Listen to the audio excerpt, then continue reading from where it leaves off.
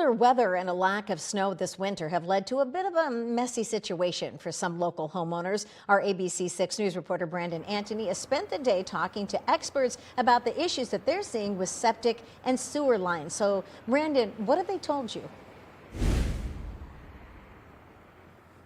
Yeah, Robin, I'm told in a typical winter, freezing septic lines are rare, and usually snowfall helps insulate the ground to help the situation. However, with not a lot of snow this year, that means more frost is creeping in the septic lines, which is causing them to freeze. Some may say the lack of snow is a good thing, but if you're a homeowner, it may not be.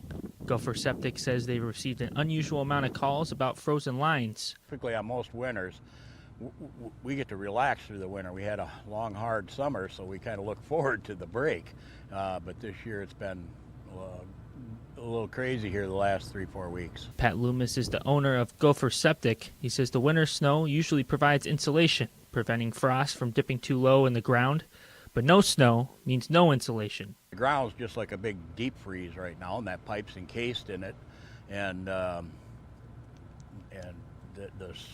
small amounts of water would tend to freeze more, and then it just slowly builds up in that pipe till it can't get out. And if that pipe is freezing, you may not even know it. There is no warning. Some homes got alarms on their pump tanks or something that'll warn them that it's not functioning.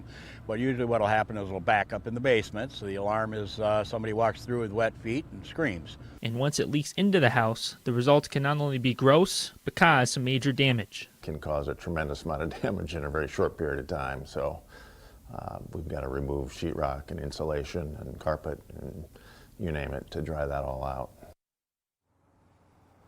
If you have a septic system, the Minnesota Pollution Control Agency recommends adding a layer of mulch like straw or leaves about 8 to 12 inches thick over the pipes, tank, and soil treatment. Robin?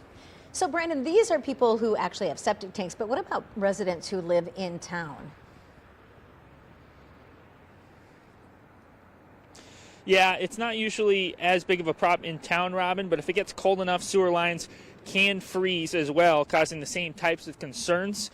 It's even bigger, or what's bigger in towns like Rochester here are frozen water lines. When it gets well below zero, experts recommend letting your water run about a pencil width thick to prevent frozen pipes. Again, that's more of a concern here in Rochester as well.